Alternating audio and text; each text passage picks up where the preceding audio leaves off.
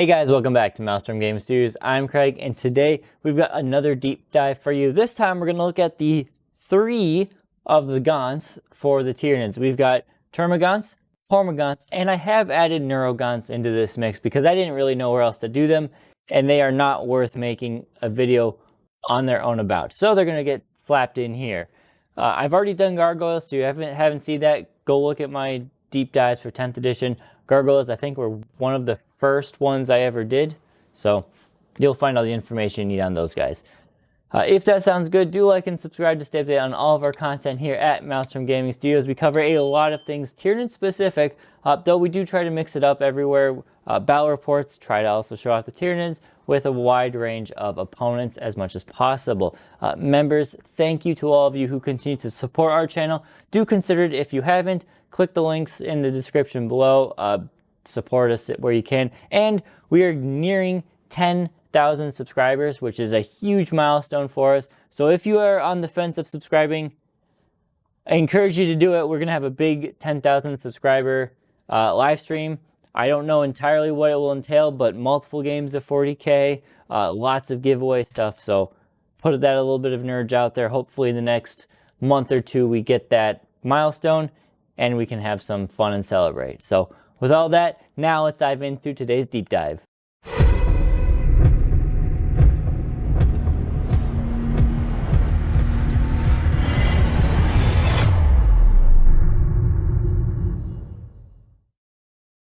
So like all of our deep dives here we do on the channel, we cover a wide variety of topics with each of the units. So we will go over their basic profiles, we'll touch on their abilities they have, how they play into each of the detachments, a little bit of play style for each of them, some damage output comparisons, and finally a conclusion.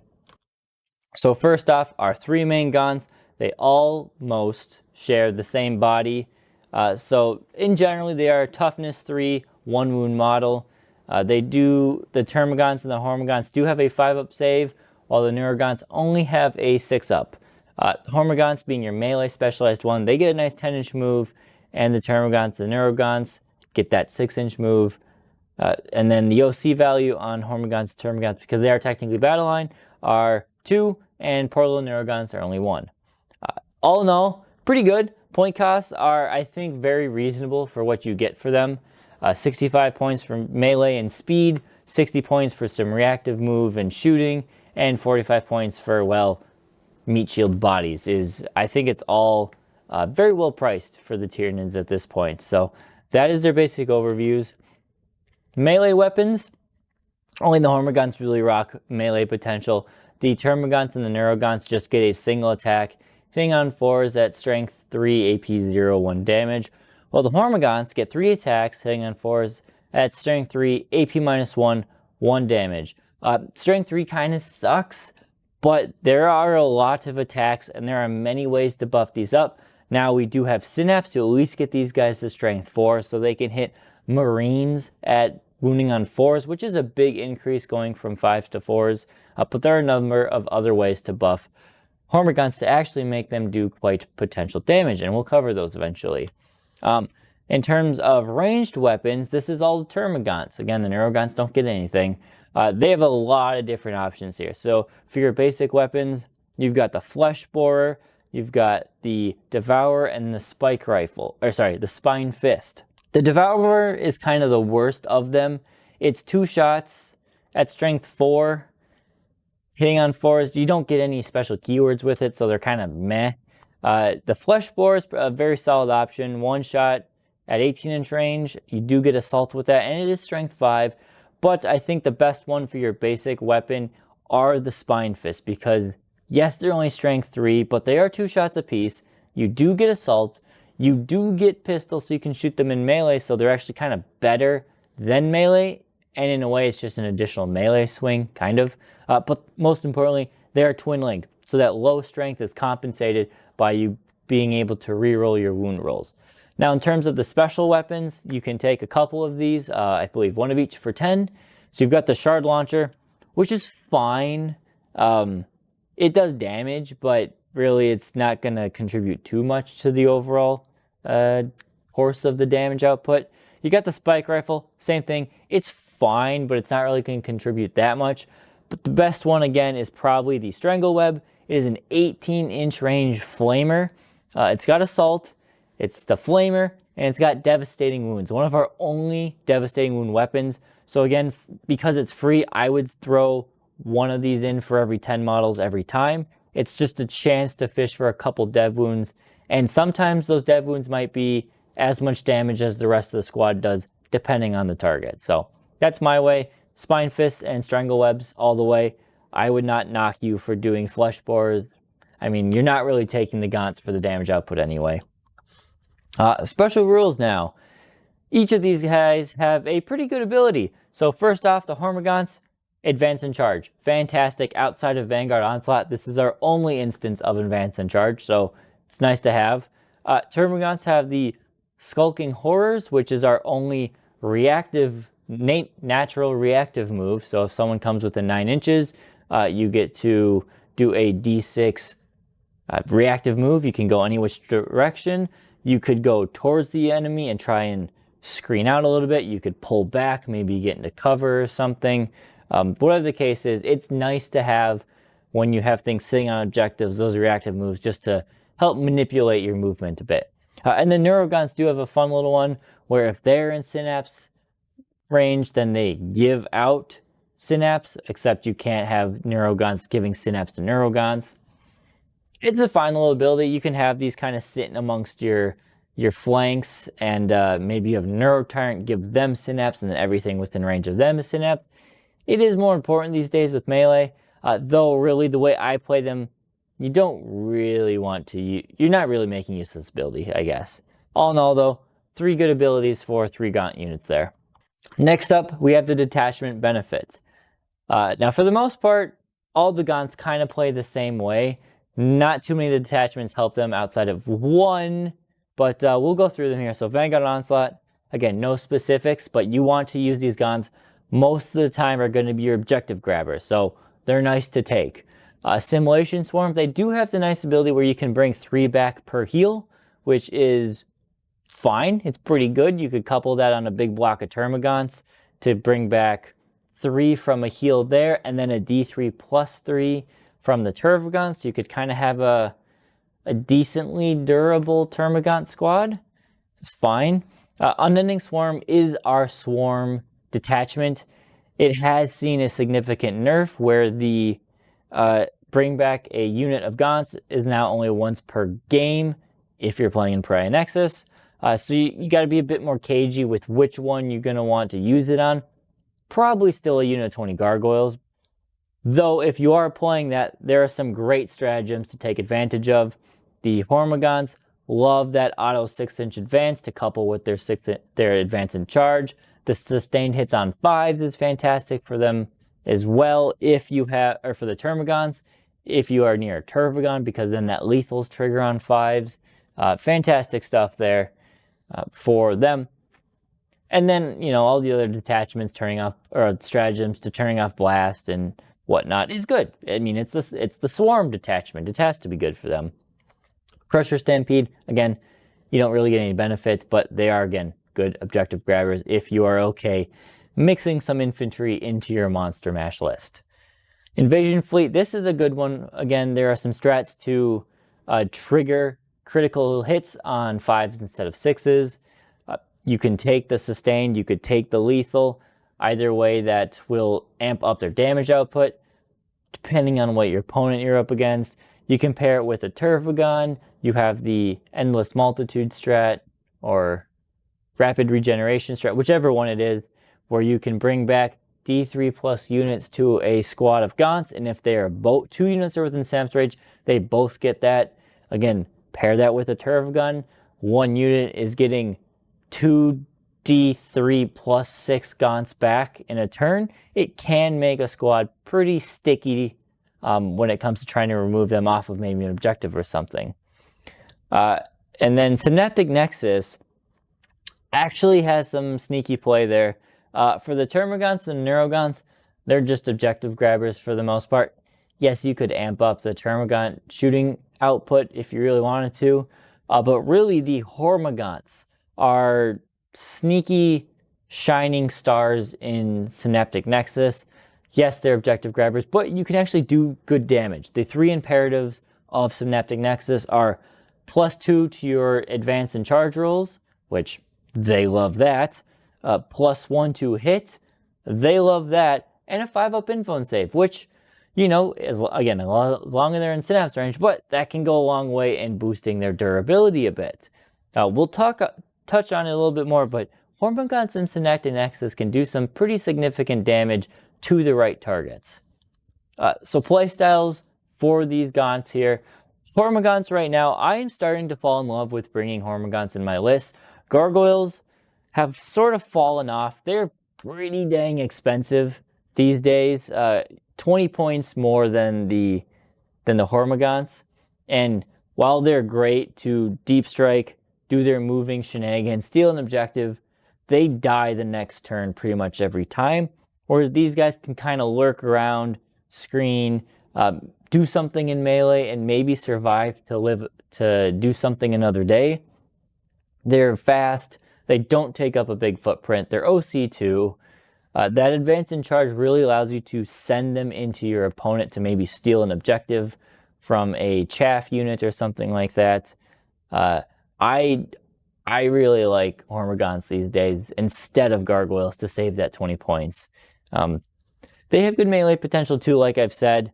They are good at dealing with that toughness 3, toughness 4 stuff with maybe only a 4+ save or better. The Invasion and Unending Swarm do amp up their damage potential. Synaptic Nexus, though, I'll show you, has some good strats. Neurolictors, if you are, again, playing in Synaptic Nexus, you're probably taking a Neurolictor or 2 to play into that Battle Shock. You give Hormagaunts +1 to wound on top of a Synapse buff to be Strength 4. Now you're Strength 4 with +1 to wound. You went from wounding Marines on 5s to wounding them on 3s with that kind of damage. Really good buff there. And then again, you have the Will of the Hive Mind strat, which everyone uses for shooting. Target a Synapse creature and an enemy target. And everything within range of that Synapse creature that targets that target gets to reroll once to hit and wound. Well, that strat typically, like I said, used in shooting phase, it also works in melee. Now, yes, you have to have a Synapse creature up there near them in melee, but if you do, real ones to hit and wound is really nice when you're throwing 60 dice on a big block of Hormagaunts. And for the Neurogaunts and the Termagants, well, let's see, shoot. Do I touch? Okay. And then for the Neurogaunts, they can join the Neuro Tyrant. I really would not do that ever. They increase the footprint substantially, and then you run into potential infantry monster keyword issues. They're just little I would keep the Neuro Tyrant lone, hidden, safe in a corner. And I would bring these guys in via strategic reserve. I've been liking a cheap unit of these guys for 45 points just to strategic reserve them onto a flank or something later in the game. Do an action, maybe they survive. It's 11 wounds your opponent has to dedicate shooting at. You're paying only 20 points more than a Ripper for almost 3 times as many wounds. So I've been liking them for that sort of play style, and that's really the only way I see them being used, other than flooding the board in Unending Swarm. For the Termagants, they've got some options too. Great objective grabbing unit like all of these. The reactive move allows you to get onto objective and then maybe go tie up an opponent or fall away, kind of play a cagey game with them. You can take them in 20-man blocks if you want to play a more durable route. You've got the Termagant for reviving, Venomthrope to give them stealth and cover at all times, Zonethropes if you want to give them a 6-up info save, and a Psychophage if you want to give them a 6-up feel no pain. I don't really recommend doing all of those just for one block of Gaunts, but the Venomthropes, if you're taking maybe a Termagant and 2 20-man blocks and a Venomthrope, that's a pretty good solid choice. Psychophages I've been mixing into my list lately too, so just having that 6-up feel no pain is there. Zonethropes, I wouldn't take them just for the invone, but it's something that's there. They're okay at dealing damage too. Like I said, those Spine Fists really do start to stack up the number of wounds that come in with the Twin Linked, but I would not focus them at anything that is... I would not try to rely on them for doing damage. That's what I'm trying to say. If your opponent is battle shocked, then their damage output goes up substantially. But again, don't focus on that. They really are just there to gum up the board and take the objectives. Now, a little bit of the damage output. So like I said, I'm not doing it for the Neurogaunts or the Termagants. Their damage output is not really important here. I'm going to be talking specifically about Hormagaunts right here with 20-man blocks of them. And I'm going to show you how their damage output can be used effectively in a game. So we are looking at a couple things here. This is our usual list. We've got Guardsmen, Intercessors, Terminators, Gravis Marines, Rhinos, Land Raiders, and a Catan. Try to really show you the big durability units there. We have 4 groups of 20 Hormagaunts. The first one are bare bones. The next one is showing you the benefit of a Neurolictor. The next one is showing you with the benefit of Synapse. And the final one, I'm calling it the Synaptic Nexus Special, is showing you all of these things, plus the strat. So +1 strength, +1 to hit, +1 to wound, reroll ones to hit and wound, all of that combined onto 1 block of gods. Yes, it's not that likely you do all of those things, but if you play a Battleshock heavy list, you probably can pull that off once or twice throughout a game. So first off, just comparing against the Guardsmen, you will see that the bare bones Hormagaunts, 20 of them, they kill 13 Guardsmen. Great. With the Neurolictor and Synapse, they essentially do the same buff at this point. 17 of them, it's a nice damage output. But when you stack that up to the Synaptic Nexus Special, 38 Guardsmen slain with that sort of damage output. Insane. The next target that actually can be good are the Intercessors here. They'll kill 1.5 on their own, which is really sad to see the lack of damage output. But as soon as you start getting the +1 to wound or +1 strength, either from the Neurolictor or Synapse, now they go up to killing 3.5 of them, which is much more useful to deal with. And then you go Synaptic Nexus Special, and that kills a full 10-man squad on average with these guys. Because not only are you strength 4, but then you're going to be wounding on 3s because +1 to wound, and then you're going to have 1s to hit, reroll 1 to hit, and wound. Oh, and I did say +1 to hit there. So that is an insane amount of damage just coming from a 130-point unit. In terms of the rest of the targets, as you can see, they really don't do that much damage. They fall off substantially just because of the low AP, the low strength, even with the +1 to wound. They just don't do it. But as something to deal with this toughness 4 and below type of unit, Hormagaunts are going to be pretty fantastic for that. And even Orc Boys at T5 with a bad save, I think they'd be great at killing that with the sort of buffs you can throw into it. So that's kind of it. A little bit of conclusion here for the Gaunts here. All 3 variants have a role that they can be played in every single list. I do really love the Hormagaunts right now for either screening out the front line in case my opponent is, say, World Eaters that want to turn 1 charge me. I'm going to put my Hormagaunts in front of them every time, so it forces them, if they want to turn 1 charge me, to just kill Hormagaunts, and that's pretty much all they can do.